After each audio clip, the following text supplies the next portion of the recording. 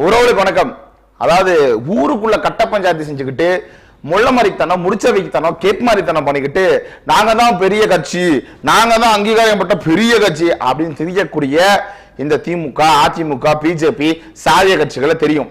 ஆனால் மக்களுக்கு நலன் செய்த ஒரு கட்சி இருக்கு. அது மட்டுமல்லாது இந்த ஊருக்குள்ள பஞ்சாயத்து பண்ணக்கூடிய கட்சி அல்ல, உலகளாவிய இடத்தை தாண்டி இன்டர்நேஷனல் லெவல்ல ஒரு வேலையை செய்து முடிச்சிருக்கு நாம் தமிழர் கட்சி.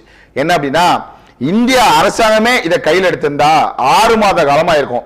தூதரகம் மூலியமா போய் ஒரு மீட் எடுக்கணும் அப்படின்னா 6 மாத காலமா இருக்கும். ஆனா இந்த விடயம் தெரிந்து 7வது நாள், 6 நாள் முடிஞ்சு 7வது நாள அவங்கள சொந்த ஊருக்கு அனுப்பி வச்சிருக்கு நாம் தமிழர் கட்சி. அண்ணன் சீமான் உறுதுணையா நின்று இந்த வேலையை செஞ்சிருக்காரு. என்ன அப்படிங்கறத அந்த காணொலியில பார்க்க போறோம்.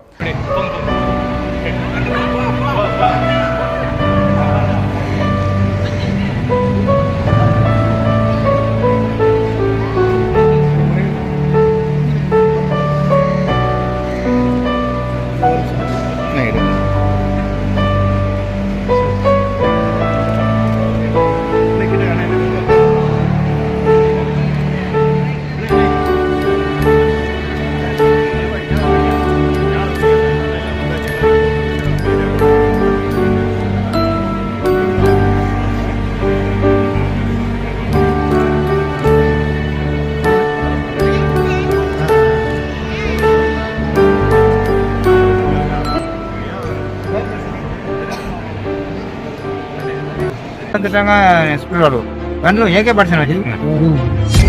பிரச்சனை நாட்டுக்கு போய் வைக்கிறாங்க. சுற்றணும், இது பெரிய பிரச்சனை ஆயிடும். உளுந்த உடனே எழுந்திரி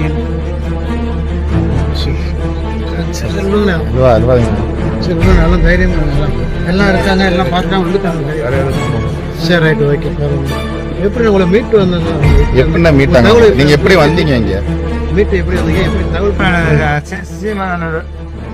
இல்லைனாக்க உயிர் வந்து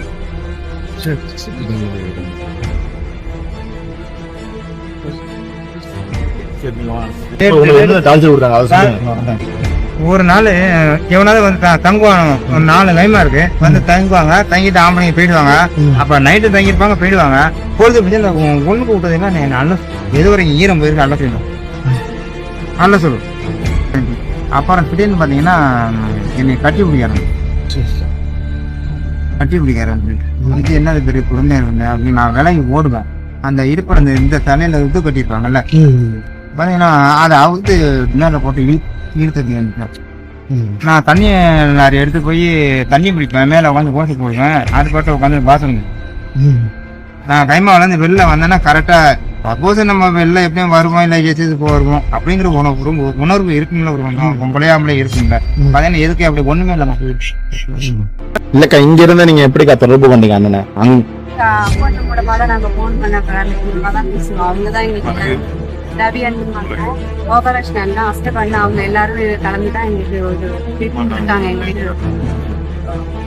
இவங்கெல்லாம் எப்படி உங்களுக்கு சொந்தக்காரங்களா இல்ல எப்படி உங்களுக்கு தெரிஞ்சவங்களா எப்படிக்கா? இல்ல இல்ல சொந்தக்காரங்க கிடையாது. நாம் தமிழர் கட்சியை சேர்ந்தவங்க. அவங்க தான் மீட் எடுத்து இது பண்ணாங்க.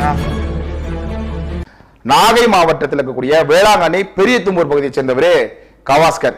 இவர் கேஎம் அப்படின்னு சொல்லக்கூடிய ஒரு டிரான்ஸ்போர்ட் மூலியமா ஒரு டிராவல்ஸ் வச்சு நடத்தக்கூடிய ஷரீப் அவர் மூலியமா எங்க போறாரு அப்படின்னா, பாம்பேல இருக்கக்கூடிய ஒரு ஏஜென்ட்டை கான்டாக்ட் பண்ணி சவுதி அரேபியாவுக்கு வேலைக்கு போறாரு. அங்க போய் இவர் பல இன்னல் தும்பல்களை சந்திச்சிருக்காரு. அவர் அழுகையாவே அதை வெளியிட்டு அது ரொம்ப கஷ்டப்பட்டிருக்காரு. அங்க போய் பாலியல் ரீதியா ஒரு தாக்கத்திற்கு உள்ளாயிருக்காரு. அது மட்டுமல்லாது அவர்கள் அங்கு செய்யக்கூடிய அவர்களோட மலத்தை அல்றது, அவருடைய சிறுநீர் அல்றது, இது போல வேலைகளை செஞ்சு இவரை கொடுமைப்படுத்தியிருக்காங்க. இதெல்லாம் தெரிந்து இவர் எப்படியாவது இவருக்கு ஏதாவது செய்யணும் அப்படின்னு பார்த்தா இவர் எப்படியாவது தொடர்பு கொள்ளணும்னு பார்க்கிறாரு தன் வீட்டை. அவரால் தொடர்பு கொள்ள முடியல. அப்ப எப்படி 6 ஜீவிதம் கதையில வரது போலயே நைஜீரியாவை சேர்ந்த ஒருவர் உனக்கு என்ன பிரச்சனை கேட்டு நீ எப்படி இருப்ப, நீ எப்படியாவது ஓடிடு அப்படின்ட்டு இவரோட வீட்டுக்கு பேச வைக்கிறாரு. அப்போ இவங்க வீட்டுக்கு இந்த தகவலை சொல்றாங்க. யாரு அப்படின்னா, உதயஜோதி அப்படின்னு சொல்லக்கூடிய அவங்களோட மனைவி இருக்காங்க. அவருக்கு இது மாதிரி இவ்வளவு கஷ்டப்பட்டேன், இங்க மாட்டிக்கிட்டேன், நான் என்ன பண்ண போறேன்னு தெரியல அப்படின்னு சொல்றாங்க. அப்ப இந்த உதயஜோதி என்ன பண்றாங்கன்னா, அங்க இருக்கக்கூடிய திமுக ஆட்களை, அப்புறம் அது மட்டும் அல்லாது அதிமுக ஆட்களை, பிஜேபி ஆட்களை, பல பேர் அரசியல் கட்சியை சந்திச்சு ஏதாவது உதவி கேட்கிறாங்க. முடியல. இறுதியா எங்க வராங்க அப்படின்னா, நாகை மாவட்டம் நாடாளுமன்ற பொறுப்பாளர் இருக்கக்கூடிய அண்ணன் அப்பு தொடர்பு கொள்றாங்க. யாரு? நாம் தமிழர் கட்சியில. அந்த அப்பு அண்ணன் அது மட்டும் இல்லாத இளைஞர் பாசறையவர்கள்லாம் சேர்ந்து என்ன பண்றாங்க அப்படின்னா ஒரு மனு கொடுக்குறாங்க. கலெக்டர் அலுவலகத்தில் மனு கொடுத்து, மாவட்ட ஆட்சியர் மனு கொடுத்து மீட்க பார்க்குறாங்க. ஆனால் முடியல. அது வந்து அதிகப்படியான நாள் எடுக்குங்கிற தெரிஞ்சுக்கிட்டு அப்பு அண்ணன் பாக்கியராஜன் மூலியமா அண்ணன் சீமான் இந்த தகவலை சொல்றாரு. உடனே அண்ணன் சீமான் செந்தமிழ் பாசறை பொறுப்பாளராக இருக்கக்கூடிய ரவிவர்மன் அவர்களை தொடர்பு கொண்டு உடனே இதை சரி செய்யணும்டா தம்பி, உடனே பாருங்க அப்படின்னு உடனே கட்டளையிடுறாரு. அதன் பேரில் இந்த தம்பிகள் வேகமாக அண்ணன்மார்கள் இயங்கி இருக்காங்க. அண்ணனுடைய தம்பிகள் அண்ணன்கள் வேகமாக இயங்கி அவர்களை மீட்டெடுத்திருக்காங்க. அதாவது 7வது நாள் அவர் இந்த இந்தியாவுக்கு கொண்டு வந்து அவரோட சொந்த மாவட்டத்துக்கு அனுப்பி வச்சிருக்காங்க. செந்தமிழ பாசறை அண்ணன் ரவிவர்மன் இருக்காங்க. சொல்லுங்க. பாதிக்கப்பட்டிருக்காங்க, வேலை செய்யற இடத்துல ரொம்ப சிரமமா இருக்கு. பாதிக்கப்பட்ட மனைவி இருந்து ஆகை மண்டல சேர்ந்து அவங்க அப்பு அண்ணா வந்து சீமான தகவலர் சீமானம் தான் சவுதியில இருக்கிற பொறுப்பாளர்களை தொடர்ந்து வந்து உடனடியா மீட்குமாறு அறிவித்தாங்க.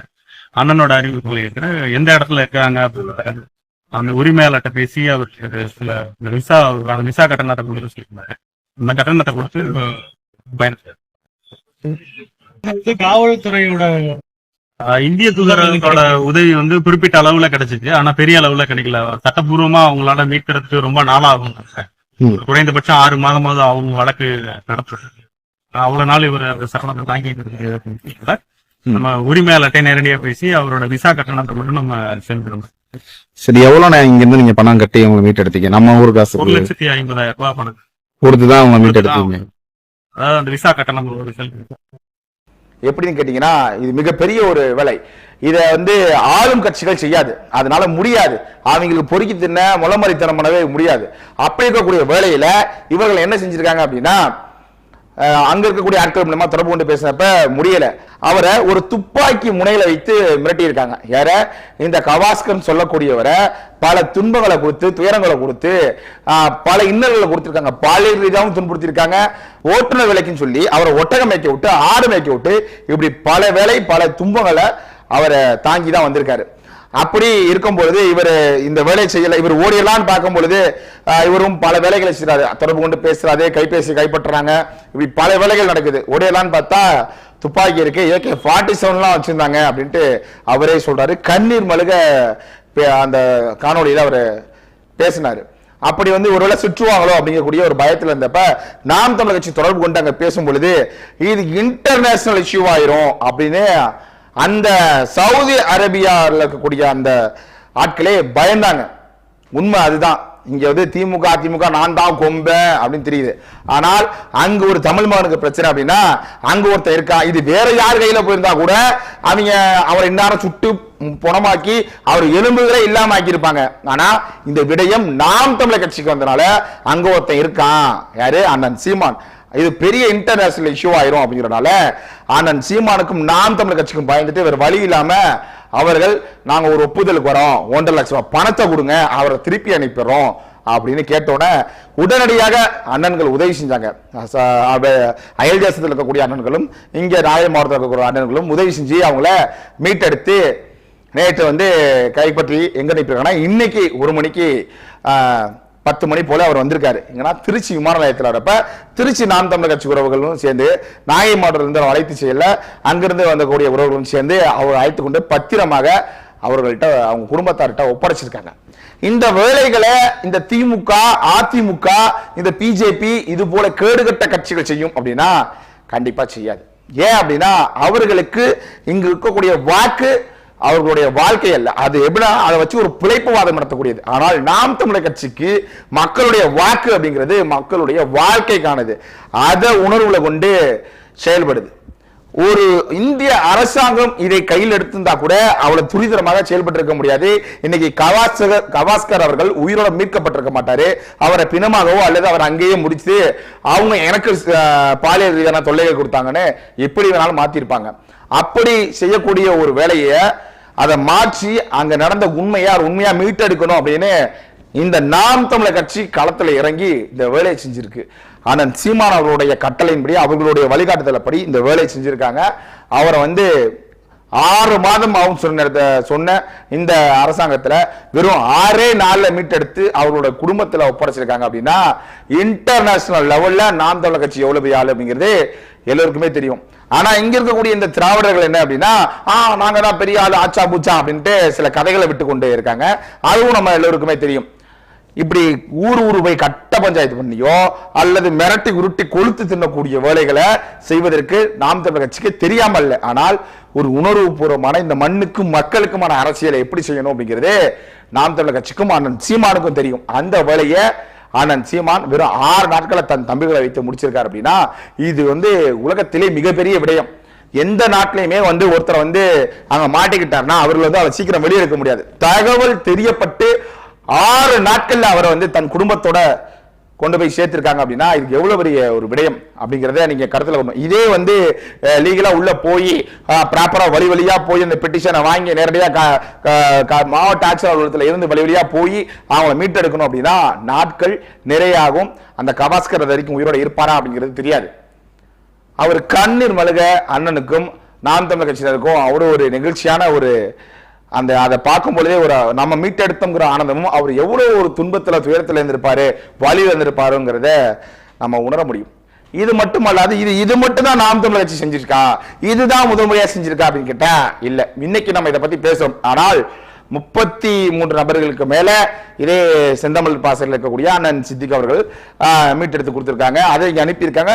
பல இங்க இருக்கக்கூடிய அண்ணன் சோழசூரன், அண்ணன் பிரபுதனபாலன், திருச்சி இருக்கக்கூடியவர்களுக்கு தெரியும். பல பேரை மீட்டெடுத்து அனுப்பியிருக்காங்க. அன்னைக்கெல்லாம் அவங்களால முடிஞ்ச வச்சு அவங்க திருப்பி அனுப்பியிருக்காங்க. நம்ம அதை பெருசா பேசல. ஆனா இன்னைக்கு உயிரே போகக்கூடிய ஒரு நிலையில இருக்கக்கூடிய AK-47 அப்படின்னு சொல்லக்கூடிய அந்த துப்பாக்கியை வச்சு மிரட்டக்கூடிய ஒரு வேலையில இங்க நம்ம நாகை மாவட்டத்தை சேர்ந்த வேளாங்கண்ணி பகுதியை சேர்ந்த ஒருத்தர் மாட்டிக்கிட்டாரு. அவரை மீட்டெடுக்கிறதுங்கிறது அவ்வளவு எளிதான விடயம் அல்ல. இதுல அனைத்து அண்ணன்மார்களும் தொடர்ச்சியாக நின்று களத்துல களமாடி அவரை மீட்டெடுத்திருக்காங்க. இது கட்சிக்கு மட்டுமல்ல, இந்த மக்கள் நேரடியாக பார்க்கக்கூடியவர்களுக்கு தெரியும் இந்த கட்சி இந்த மக்களுக்கான கட்சின்னு. எந்த கட்சியும் தன் பணத்தை வாரி கொடுத்து அவரை மீட்டெடுக்காது.